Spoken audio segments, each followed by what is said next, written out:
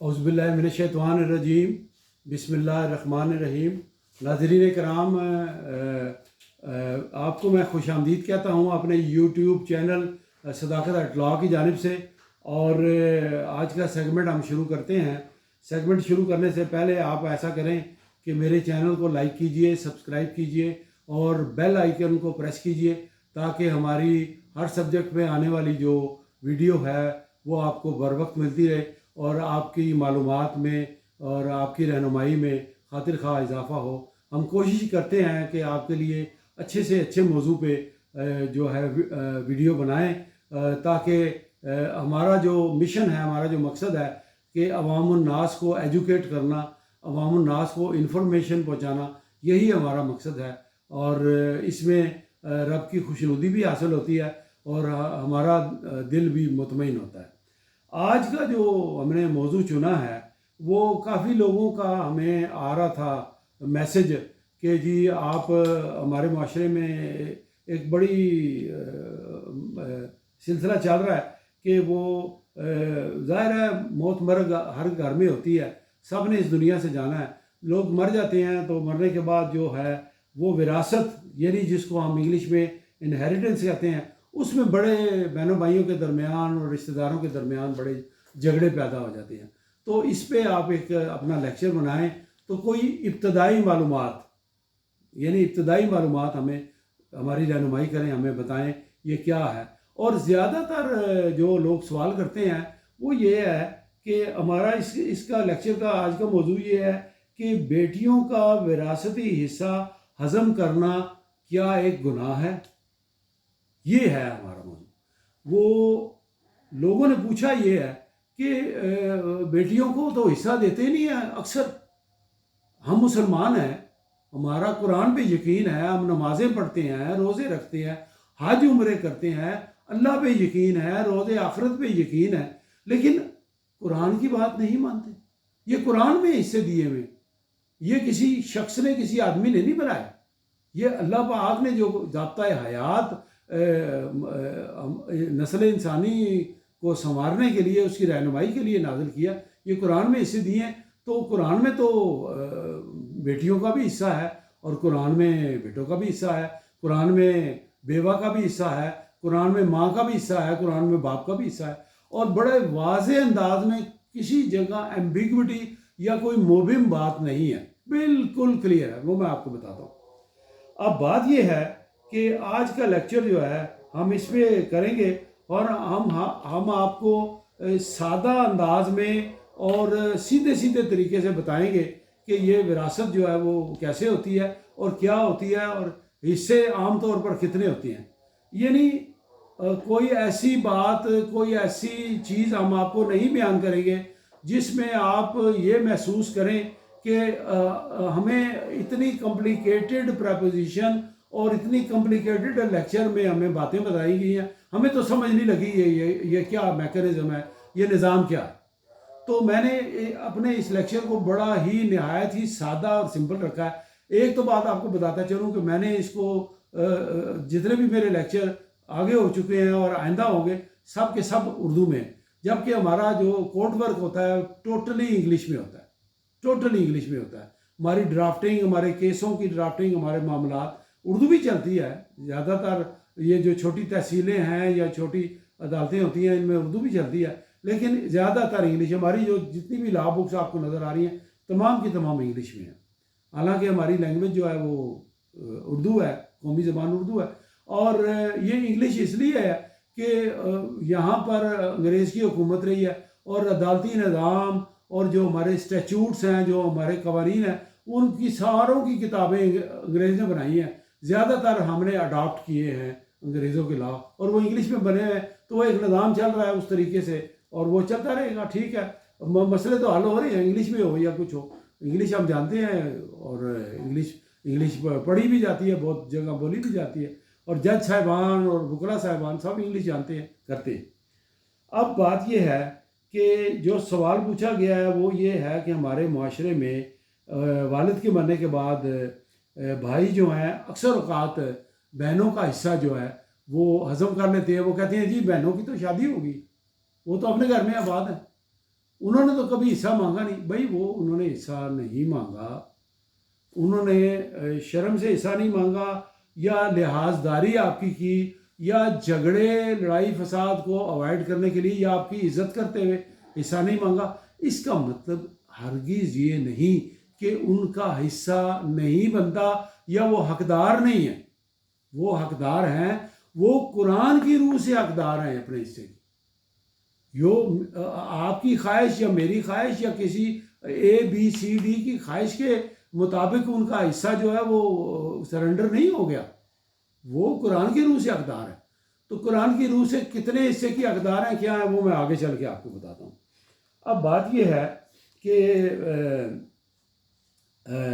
آپ کو یہ بیان کرنا ہے کہ وہ حصہ جو ہے وہ اس کے بارے میں اللہ سبحانہ تعالیٰ کے احکامات کیا ہیں۔ میں سورہ نساء میں یہ چیز بیان کی گئی ہے، وہ میں تھوڑا سا ریفرنس پڑھتا ہوں، زیادہ وقت نہیں لوں گا آپ کا۔ یہ ہے سورہ نساء اور اس کی آیت نمبر 7 سے لے کے کوئی 10 تک، اور بلکہ 7 سے لے کے 10 تک ہے، اور اس میں وہ پڑھ کے آپ کو ترجمہ سناتا ہوں، کیونکہ پہلے میں عربی پڑھوں گا، پھر ترجمہ عربی شاید لوگوں کو سمجھ نہ آئے، اور جو ایگزیکٹ ترجمہ ہے عربی کا وہی الفاظ میں پڑھوں گا، کوئی اس کی تفسیر یا کوئی اس میں کوئی اور چیز کی امیزش نہیں ہے۔ مردوں کے لیے اس مال میں حصہ ہے جو ماں باپ اور رشتہ داروں نے چھوڑا ہو، اور عورتوں کے لیے بھی اس مال میں حصہ ہے۔ اب مردوں کا جو لفظ استعمال ہوا ہے یہ ایک براڈ ٹرمینالوجی ہے، مرد میں شامل ہے، باپ بھی شامل ہے، اگر بیٹا مرتا ہے تو باپ بھی شامل ہے، اور اس کا مرنے والے کا بیٹا بھی شامل ہے، اور مرد میں عمر کی کوئی قید نہیں ہے۔ یہ بات ہرگز نہ سمجھنا کہ مرد جو ہے وہ بالغ بھی مرد ہے تو بچہ جو ہے 10 سال کا یا 5 سال کا یا 2 سال کا، ایک دن کا بھی بچہ جو پیدا ہوتا ہو، وہ ہونے والا ہو یا ہو چکا ہو، تو اس کی بھی وراثت بنتی ہے، اس کی بھی وراثت اتنی ہی بنتی ہے جتنی کہ ایک بالغ شادی شدہ مرد کے لیے بنتی ہے۔ وراثت میں عمر کی کوئی قید نہیں ہے۔ تو یہ جو لفظ مرد استعمال ہوا ہے یہ ایک براڈ اسپیکٹرم میں استعمال ہوا ہے، اس میں عمر کی کوئی قید نہیں۔ اور جو لفظ عورت استعمال ہوا ہے وہ عورت جو ہے اس میں بہنیں بھی آ جاتی ہیں، ماں بھی آ جاتی ہے، بیٹیاں بھی آ جاتی ہیں، سب آ جاتی ہیں۔ یہ دیکھیں اللہ سبحانہ تعالیٰ نے بڑی وزڈم کے ساتھ، بڑی دانش مندی کے ساتھ، بڑی بردباری کے ساتھ یہ قرآن کریم کے الفاظ جو ہیں استعمال کیے۔ اور عورتوں کے لیے بھی اس مال میں حصہ ہے جو ماں باپ اور رشتہ داروں نے چھوڑا ہو، خواہ تھوڑا ہو یا بہت ہو، اور یہ حصہ اللہ کی طرف سے مقرر ہے۔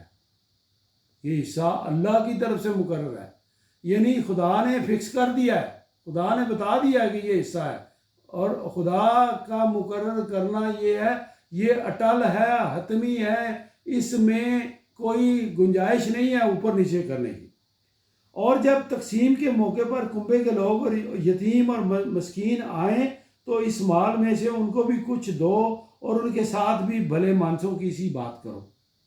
لوگوں کو اس بات کا خیال کر کے ڈرنا چاہیے کہ اگر وہ خود اپنے پیچھے بے بس اولاد چھوڑتے تو مرتے وقت انہیں اپنے بچوں کے حق میں کیسے کچھ اندیشے لاحق ہوتے۔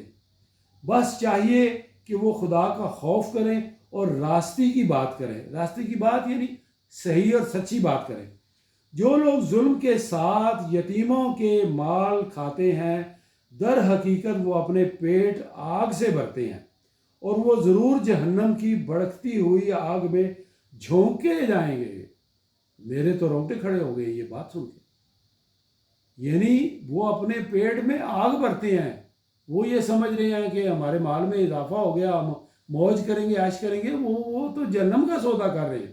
آگے اللہ تعالیٰ ارشاد فرماتا ہے تمہاری اولاد کے بارے میں اللہ تمہیں ہدایت کرتا ہے، مرد کا حصہ 2 عورتوں کے برابر ہے۔ یہ حصہ ڈیفائن ہو گیا، مرد کا حصہ 2 عورتوں کے برابر ہے، یعنی بہن کا آدھا اور بھائی کا ڈبل۔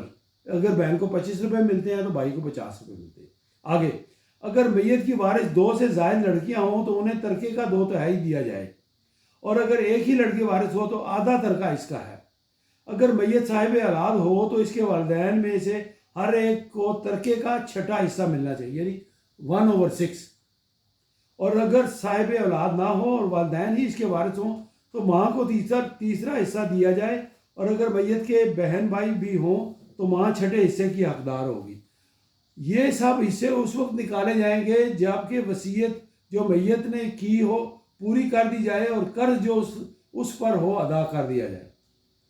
اب یہاں ایک ٹیکنیکل بات میں کرتا جاؤں کہ یہ وکلاء اور جج صاحبان تو بڑی آسانی سے یہ بات سمجھتے ہیں، ان کو پتہ ہے، روزانہ وہ پڑھتے ہیں، دیکھتے ہیں۔ یہ عام آدمی کے لیے زیادہ ضروری بات ہے سمجھانے کی اور ایکسپلین کرنے کی۔ وہ یہ ہے کہ جب وراثت کی تقسیم ہوگی تو وراثت کی تقسیم کرنے سے پہلے میت کے قرضے اتارے جائیں گے۔ اگر اس نے قرضہ لیا ہے تو مرنے کے بعد بھی قرضے کا رائٹ ختم نہیں ہوتا۔ اگر مثال کے طور پہ وہ چھوڑ کے جاتا ہے 20 لاکھ کی پراپرٹی، اور 20 لاکھ میں سے 10 لاکھ روپے اس نے کسی سے قرضہ لیا تو وہ 10 لاکھ پہلے ادا ہوگا، اور جو باقی بچے گا 10 لاکھ وہ اس میں تقسیم ہوگا۔ 20 کا 20 تقسیم نہیں ہوگا۔ بعض لوگ یہ کہتے ہیں ابا جی نے لیا تھا، ہمیں تو نہیں بتایا کسی نے، ہم تو نہیں دیتے۔ وہ تو پھر ابا جی کے لیے آپ نے روز آخرت میں اور ابا جی کے حساب میں تو آپ نے مشکلات پیدا کر دی، اس لیے کہ آپ ان کے وارث ہیں۔ جب آپ جائیداد دے رہے ہیں تو قرضہ ادا کرنا آپ کی ذمہ داری ہے۔ ایک تو بات یہ۔ دوسری بات یہ کہ یہ جو آیت مبارکہ میں نے قرآن کریم کی پڑھی ہے، اس میں یہ بات بھی ضروری ہے کہ میت نے اگر کوئی وصیت کی ہو، اب وصیت کا ایک قانون بڑا ڈیفرنٹ ہے۔ مسلمانوں میں وصیت 1/3 حصے سے زیادہ نہیں ہو سکتی، اس سے زیادہ وصیت کی نہیں جا سکتی۔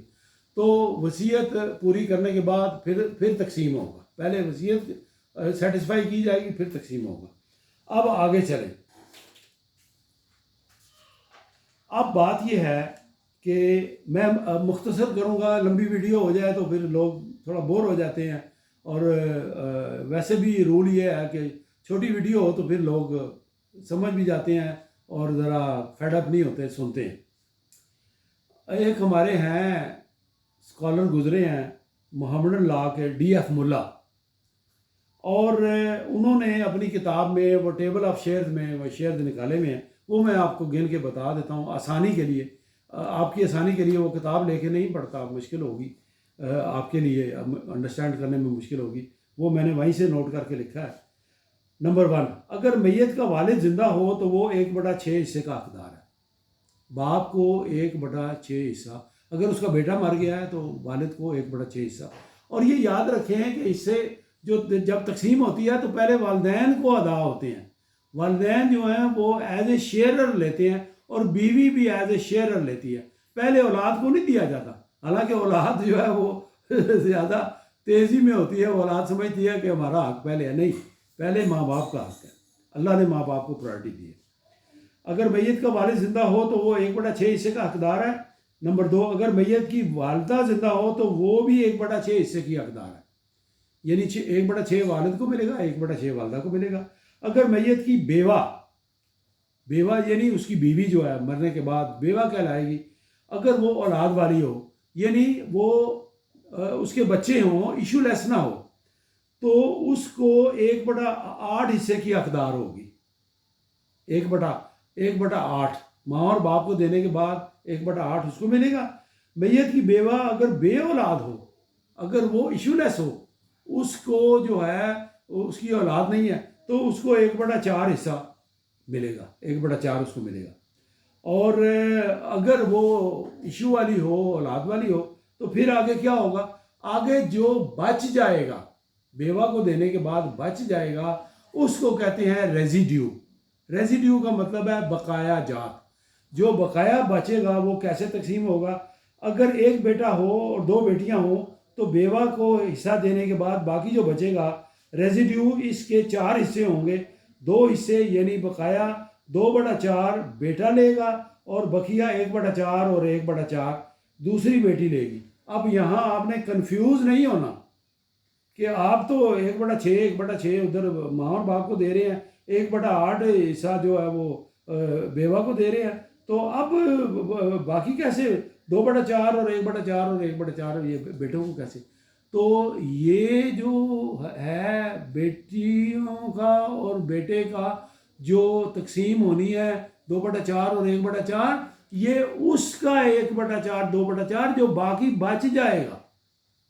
اس بات کا آپ نے خیال رکھنا ہے, جو ماں باپ کے اور بیوہ کے بیوی کے حصے دینے کے بعد جو باقی بچ جائے گا اس کا 2/4 جو ہے وہ بیٹے کو ملے گا, اور اس کا 1/4 بیٹی کو ملے گا, اور 1/4 دوسری بیٹی کو ملے گا. یہ ہے تقسیم. یہ میں نے مثال دے کے آپ کو سمجھانے کی کوشش کی ہے.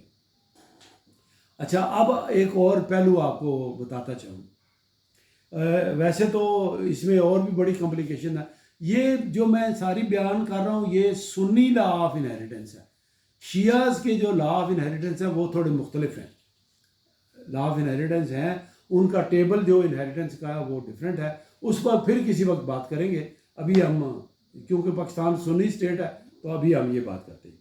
اچھا, اب میں ایک ٹیکنیکل بات آپ کو بتاتا چلوں کہ بعض لوگ سوال کرتے ہیں کہ جی وہ تو والد صاحب کو فوت ہوئے تو 20 سال ہو گئے, تو لوگ یہ کہتے ہیں جی تمہیں خیال آیا جی 20 سال کے بعد خیال آیا. نہیں, ایسا نہیں ہے, ایسا ہرگز نہیں ہے. اس میں انہیریٹنس کے معاملے میں, وراثت کی تقسیم کے معاملے میں ٹائم پیریڈ جو ہے وہ ریلیونٹ نہیں ہے.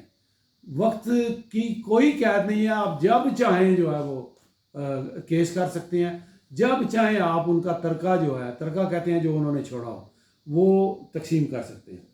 اب وراثت کی تقسیم کے لیے تو میعاد کوئی مقرر نہیں ہے. یہ قانون کی بات کر رہا ہوں. یہ اس میں جو لا آف لمیٹیشن ہے اس کے حوالے سے میں بات کر رہا ہوں.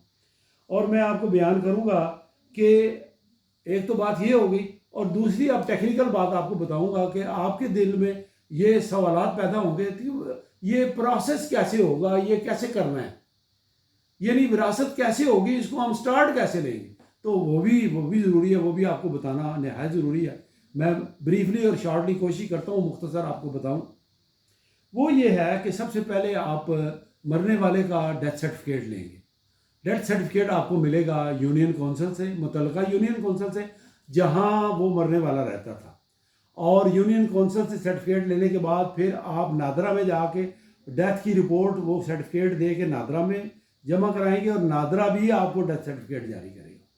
یہ ہوگی بات. دوسری بات یہ ہے کہ اس کے بعد پھر جب ڈیتھ سرٹیفکیٹ نادرا ریکارڈ میں اندراج کرنے کے بعد پھر آپ لیں گے FRC. اب آپ سوچتے ہوں گے کہ یہ کیا نئی چیز بتا دی ہے. FRC کچھ لوگوں کو پتہ بھی ہوگا, یہ نہیں ہے کہ کسی کو نہیں پتا. وکلاء حضرات کو تو, ججوں کو تو سب کو پتہ ہے, لیکن بہرحال کچھ عام عوام کو شاید نہ پتہ ہو. کچھ جو اس عمل سے گزر چکے ہیں ان کو پتہ ہوگا. FRC کا مطلب ہے family registration certificate. Family registration certificate یہ ایک نادرا جاری کرتا ہے, بناتا ہے. وہ یہ ہوتا ہے کہ اس میں جو مرنے والا ہوتا ہے اس کا نام, اس کا شناختی کارڈ نمبر, اس کی رہائش, اس کے پرٹیکولرز ہوتے ہیں, اس کے والد کا نام بھی لکھا ہوتا ہے, اور جو اس کے ورثاء ہوتے ہیں ان ساروں کا نام لکھا ہوتا ہے. اس کی بیٹیاں اتنی ہیں, اس کے بیٹے اتنے ہیں, وغیرہ وغیرہ, سب کی ڈیٹیل ہوتی ہے. وہ بھی ایک ثبوت ہوتا ہے اس بات کا کہ اس بندے کے آگے وارث کتنے ہیں. ٹھیک ہے, لیکن وہ یہ ثبوت نہیں ہے کہ وراثت کی تقسیم ایسے ہوگی. وہ ایک ڈاکومنٹری پروف ہے کہ جو گورنمنٹ نے ریکارڈ مینٹین نادرا میں کیا ہوتا ہے. اب بات یہ ہے کہ جائیدادیں دو قسم کی ہوتی ہیں. ایک جائیداد ہوتی ہے منقولہ اور ایک جائیداد ہوتی ہے غیر منقولہ. اب آپ یہ جاننا چاہیں گے منقولہ جائیداد کون سی ہوتی ہے اور غیر منقولہ جائیداد کون سی ہوتی ہے. منقولہ جائیداد وہ ہوتی ہے جیسے مرنے والے کے بینک میں پیسے ہوں, 20 لاکھ ہو, 50 لاکھ ہو, 1 کروڑ ہو, 2 کروڑ ہو, جتنے بھی ہوں, جو اس کی ملکیت اس کے اکاؤنٹ میں پڑے ہیں. ایک وہ ہو گیا. بعض لوگوں نے کمپنیز کے شیئر سرٹیفکیٹ خریدے ہوتے ہیں اور مرنے والے کے نام پہ ہوں, وہ شیئر سرٹیفکیٹ کا بھی وہ مالک ہوتا ہے. وہ بھی وراثت کی اس میں منقولہ جائیداد میں آتا ہے, وہ ہوتی ہے. اس کے علاوہ اس کی موٹر گاڑیاں اور اس کے گھریلو سامان، فریج، ایئر کنڈیشنر وغیرہ وغیرہ، گاڑیاں ایک ہوں، دو ہوں، چار ہوں، اس کے نام پر ہوں، اس کے نام پر ہوں، تو وہ اس کی ملکیت، ان ساروں کی تقسیم جو ہے وہ ہوتی ہے منقولہ جائیداد کے حوالے سے۔ منقولہ جائیداد کی تقسیم جو ہے وہ عدالت ایک جاری کرتی ہے جانشینی سرٹیفکیٹ، اور جانشینی سرٹیفکیٹ میں آپ کے بیانات اور آپ کے ڈاکومنٹ لینے کے بعد وہ آپ کے شیئر مقرر کر دیتی ہے، اور وہ آپ شیئر کے مطابق تقسیم کر لیں، یا ایک بندے کے نام پہ سرٹیفکیٹ جاری کر دیتی ہے اور اس کو ڈائریکشن دے دیتی ہے کہ آپ یہ جا کے سب میں شیئرز کے مطابق تقسیم کر دیں، سب کا شیئر اتنا اتنا بنتا ہے۔ یہ تو اس کی ہوگی، یہ علیحدہ ہے۔ لیکن غیر منقولہ جائیداد کے بارے میں اب اس کی ویلیو زیادہ ہوتی ہے، اس کی مالیت زیادہ ہوتی ہے، کیونکہ وہ اموویبل پراپرٹی ہے۔ تو اموویبل پراپرٹی جو ہے وہ کون سی ہوتی ہے؟ وہ ہیں مکان، وہ ہیں دکانات، ایک دکان ہو یا زیادہ ہوں، وہ ہیں فیکٹریاں، وہ ہیں زرعی زمین، وہ ہیں مربے، وہ ہیں کھیتی باڑی کا جو معاملہ ہوتا ہے دیہات میں، وہ چیزیں ہیں۔ تو غیر منقولہ جائیداد کی تقسیم وہ علیحدہ سے ہوتی ہے۔ اس کے بھی آگے دو طریقے ہیں۔ ایک طریقہ اس کا یہ ہے کہ فریقین سارے جو ورثاء ہیں، اگر ان میں پیار ہو، کئی لوگوں میں ہم نے دیکھا ہے، ہم نے خود کیا، میں خود کرتا ہوں، لوگ عدالتوں میں نہیں جاتے، وہ آپس میں بیٹھ جاتے ہیں کہ جی ہماری انڈرسٹینڈنگ ہو گئی ہے، ہمارا جرگہ بیٹھا ہے، یا ہم آپس میں پیار محبت میں بیٹھے ہیں، ہمارا کوئی اختلاف نہیں ہے۔ ہم نے قرآن کے مطابق جو حصے ہیں، بڑے بڑے اچھے لوگ، بڑے بڑے زبردست لوگ آتے ہیں، وہ ایسی بات کرتے ہیں، وہ کہتے ہیں قرآن کے مطابق جو حصہ ہے، جو بہنوں کا ہے وہ ان کو دیتے ہیں، جو بھائیوں کا ہے دیتے ہیں، جو ماں کا ہے اس کو دیتے ہیں۔ تو آپ ہمیں اس کی جو ہے وہ تقسیم بنا دیں، ڈاکومنٹیشن کر دیں۔ یہ کام جو ہے وکلاء کے کرنے کا ہے۔ یہ یاد رکھیں کہ کوئی بھی کام آپ نے تقسیم کا یا ڈاکومنٹیشن کا کچہری میں بیٹھے ہوئے منشی حضرات یا ٹائپسٹ حضرات سے نہیں کرانا۔ وہ لا گریجویٹ نہیں ہوتے، وہ میٹرک فیل ہوتے ہیں یا میٹرک ہوتے ہیں، ان کو قانون کا، محمد لا کا، قرآن کریم کا بالکل نہیں ہوتا پڑھا، ان کے پاس کوئی لائبریری نہیں ہوتی، وہ ٹھوکا ٹھاکی کرتے ہیں، بالکل چالو کام کرتے ہیں، لوگوں کو گمراہ کرتے ہیں۔ خدا کے لیے بالکل نہ کرنا۔ مجھے کسی شخص سے کوئی اختلاف نہیں ہے، وہ ان کا کام ہے ٹائپ کرنا، کمپیوٹر رکھا ہے یا ٹائپ رائٹر رکھا ہے، بیٹھے ہیں، ان کو کیا پتا؟ کبھی ڈی ایف ملا کی کتاب محمد اللہ انہوں نے پڑھی نہیں، ان کو کیا پتا فیملی سیٹلمنٹ کیا ہوتی ہے؟ تو اس سے فیملی سیٹلمنٹ بنائیں گے تو وہ تو خرابی پیدا کرے گا، آپ کے لیے تو مسائل پیدا کر دے گا۔ تو جب بھی بنانا ہے، کسی لائر سے بنانا ہے، کسی وکیل سے بنانا ہے، اور اس وکیل سے بنانا ہے جو دیوانی کا کام سمجھتا ہو۔ وکیل بھی سارے دیوانی کا کام نہیں کرتے، کچھ فوجداری کا کام کرتے ہیں، کچھ لیبر کا کام کرتے ہیں، کچھ کسٹم کا کام کرتے ہیں وغیرہ وغیرہ، اور جو دیوانی کا پراپرٹیز کا کام کرتا ہے یہ اس وکیل سے آپ نے بنوانا ہے۔ یہ میں گائیڈنس دے رہا ہوں، میں سمجھتا ہوں کہ میں پوری سچائی کے ساتھ آپ کی گائیڈنس کروں، یہ بھی ایک بڑی اہم بات۔ اچھا، ایک طریقہ تو میں نے آپ کو یہ بتا دیا کہ وہ یہ کریں گے کہ وہ وکیل جو ہیں آپ کے، وہ بنا کے فیملی سیٹلمنٹ بنا دیں گے، اور اس میں ساری تفصیل لکھ جائے گی کہ فلاں آدمی تھا، والد تھا یا جو بھی تھا، اور وہ فوت ہوا، اتنی عمر میں فوت ہوا، یہ ڈیتھ سرٹیفکیٹ ہے، یہ ان کی تاریخ وفات ہے، اور اتنے ان کے وارثان ہیں، وہ پوری کہانی آئے گی۔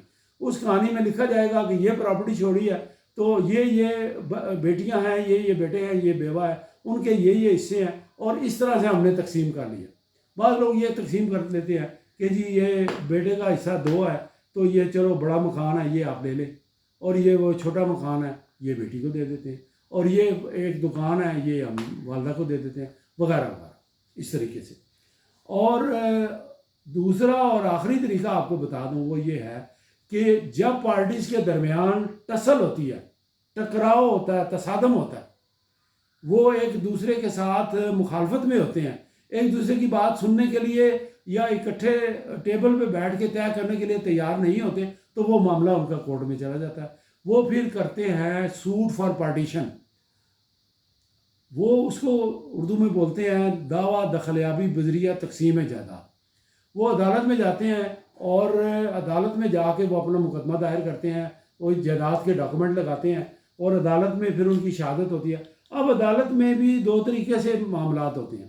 ایک طریقہ تو عدالت میں یہ ہوتا ہے کہ وہ تقسیم جائیداد کی چاہتے ہیں اور ان کے درمیان یہ اختلاف نہیں ہوتا کہ یہ پراپرٹی جو والد صاحب چھوڑ کے گئے ہیں اس میں 4 دکانیں ہیں، 6 مکان ہیں، 2 مکان ہیں، 2 پلاٹ ہیں وغیرہ وغیرہ، اس میں اختلاف نہیں ہے تو یہ عدالت ہمیں تقسیم کر دے، ٹھیک ہے۔ لیکن کئی جگہ پر یہ ایسے بے ایمان لوگ ہوتے ہیں، ایسے لالچی حریص لوگ ہوتے ہیں، وہ مثال کے طور پہ بڑا بیٹا ہے، پہلی بیوی سے، وہ کہتا ہے جی ابا جی تو مجھے وہ یہ بڑی دکان ہے، قیمتی ہے، میں ان کے ساتھ کاروبار میں بیٹھتا تھا، یہ تو مجھے گفٹ کر گئے۔ بھائی ابا جی نے گفٹ کیا ہے تو گفٹ کا کوئی ثبوت ہونا چاہیے نا۔ ابا جی نے کہاں گفٹ کیا تمہیں، کوئی ڈاکومنٹ ہے؟ نہیں جی، وہ زبانی انہوں نے کہہ دیا تھا یہ تیری ہے۔ ایسے نہیں ہوتا، ایسے نہیں ہوتا۔ اگر ابا جی نے تمہیں دینا ہوتا تو ابا جی سب کو بتاتے کہ جی یہ میرا بیٹا مجھے بہت، تم ساروں سے زیادہ عزیز ہے تو میں نے اپنے بڑے بیٹے کو گفٹ کر دیا، تم اس میں نہ بولنا۔ ابا جی نے تو زندگی میں ذکر ہی نہیں کیا۔ تو ایسی صورت میں نظر یہ آتا ہے کہ وہ بڑا بیٹا جو ہے وہ چونکہ لالچ میں آ گیا اور وہ بہنوں کو، باقی چھوٹے بہنوں بھائیوں کو، سوتیلے بہن بھائیوں کو، یتیموں کو ان کے حق سے جو ہے وہ محروم کرنا چاہتا ہے، اپنے پیٹ میں آگ ڈالنا چاہتا ہے، جیسے قرآن کریم میں ہے۔ تو وہ آگ ڈالنے کے لیے تیار ہے، وہ جانے اور اس کا خدا جانے۔ ڈرتے نہیں ہیں لوگ کہتے ہیں قرآن میں لکھا ہے جب آگ آئے گی تو دیکھی جائے گی، استغفر اللہ استغفر اللہ۔ آگ سے نہیں ڈرتے، وہ کھا جاتے ہیں۔ تو وہ عدالت میں جب کیس چلتا ہے، عدالت کہتی ہے اچھا تم نے گفٹ کی کلیم کیا تو لاؤ کوئی ثبوت لاؤ، ثبوت وہ لا نہیں سکتا، اس کا کلیم ریجیکٹ ہو جاتا ہے۔ لیکن دوسری پارٹی کا کلیم جنہوں نے دعویٰ دائر کیا ہے کہ یہ وراثت کی تقسیم کی جائے، وہ وراثت کی ڈگری ان کے حق میں ہو جاتی ہے۔ سارے معاملات اکٹھے ڈیسائیڈ ہوتے ہیں ایک ہی مقدمے میں، وہ ڈیسائیڈ ہو جاتی ہے اور عدالت جو ہے وہ مقرر کرتی ہے ایک لوکل کمیشن اور ابتدائی ڈگری کرتی ہے۔ تو اس میں پارٹیشن کے کیس میں 2 ڈگریاں ہوتی ہیں، ایک ابتدائی ڈگری ہوتی ہے، ایک فائنل ڈگری ہوتی ہے۔ ابتدائی ڈگری یہ ہوتی ہے کہ عدالت کہتی ہے کہ ٹھیک ہے جی یہ ان کے حصے ہیں اور یہ ہم نے کر دیا ہے، اب اس میں ہم نے اس کی تقسیم کا طریقہ تجویز کرنا ہے۔ اس میں لوکل کمیشن اپوائنٹ کرتی ہے عدالت، لوکل کمیشن موقع پہ جاتا ہے اور موقع پہ جا کے لوکل کمیشن جو ہے وہ دیکھتا ہے، اس کی پراپرٹی کی میجرمنٹ لیتا ہے اور وہ لوکل کمیشن یہ کہتا ہے کہ یہ پراپرٹی تقسیم ہو سکتی ہے۔ یعنی پراپرٹی کی مثال کے طور پہ میجرمنٹ اور اس کا پھیلاؤ اتنا ہوتا ہے کہ اگر وہ 4-5 بندوں میں تقسیم ہو سکتی ہو، تقسیم کا مراد یہ ہے کہ فزیکل پارٹیشن، موقع کی تقسیم۔ تقسیم سے مراد یہ نہیں ہے کہ وہ کاغذوں میں تقسیم ہو جائے اور وہ موقع پہ نہ ہو۔ جو موقع کی تقسیم ہو سکتی ہے وہ دیواریں چڑھا کے کر لیتے ہیں، کئی لوگوں میں ہوتا ہے، پراپرٹی بڑی ہوتی ہے، اس میں دیواریں چڑھا کے اپنے اپنے حساب سے وہ کر لیتے ہیں، تقسیم ہو جاتی ہے۔ تو وہ تجویز آ جاتی ہے لوکل کمیشن کی، یہ تقسیم ہو جاتی ہے، ہو سکتی ہے، اور پارٹی سے بھی ہم نے پوچھ لیا ہے، وہ اس پر رضامند ہے اور یہ طریقہ میں تجویز کرتا ہوں اور یہ میں نقشہ بھی بنا کے داخل کرتا ہوں۔ تو وہ جو تقسیم کا طریقہ تجویز ہوتا ہے وہ کنورٹ ہو جاتا ہے فائنل ڈگری میں، تو ان کو پھر عدالت جو ہے وہ دے دیتی ہے کہ اس طریقے سے جو ہے وہ جا کے تو آپ دیواریں چڑھا کے فزیکل پارٹیشن کر لیں تو وہ کیس کلوز ہو جاتا ہے، ٹھیک ہوگی بات۔ لیکن کئی کیسز میں ایسا ہوتا ہے کہ پراپرٹی تقسیم نہیں ہو سکتی، پراپرٹی یا تو اتنی چھوٹی ہوتی ہے یا پراپرٹی کا سائز ایسا ٹیڑھا ترچھا ہوتا ہے، وہ تقسیم نہیں ہو سکتی۔ جب تقسیم نہیں ہو سکتی تو پھر عدالت کے لوکل کمیشن جب بھیجتی ہے تو عدالت یہ کرتی ہے کہ وہ ان کو ایسے کرتی ہے کہ کہتی ہے کہ آپ، وہ لوکل کمیشن کہتا ہے کہ آپ اس کو آکشن کریں، بازار میں فروخت کر دیں۔ فروخت کرنے کے بعد وہ پھر عدالت جو اس میں سیل پروسیڈ آتے ہیں، یعنی وہ کورٹ آکشن کرتی ہے، کورٹ کا ہی انتظام ہوتا ہے، آکشن کا خرچہ وغیرہ تو پارٹی برداشت کرتی ہے۔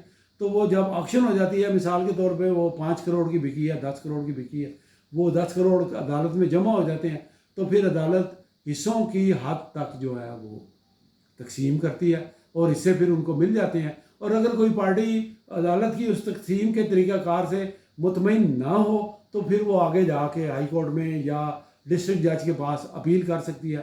یہ بات کی بات ہے، وہ ایک علیحدہ چیپٹر ہے، وہ پھر کسی وقت ڈسکس کریں گے۔ اب میں اپنی ویڈیو ختم کرتا ہوں.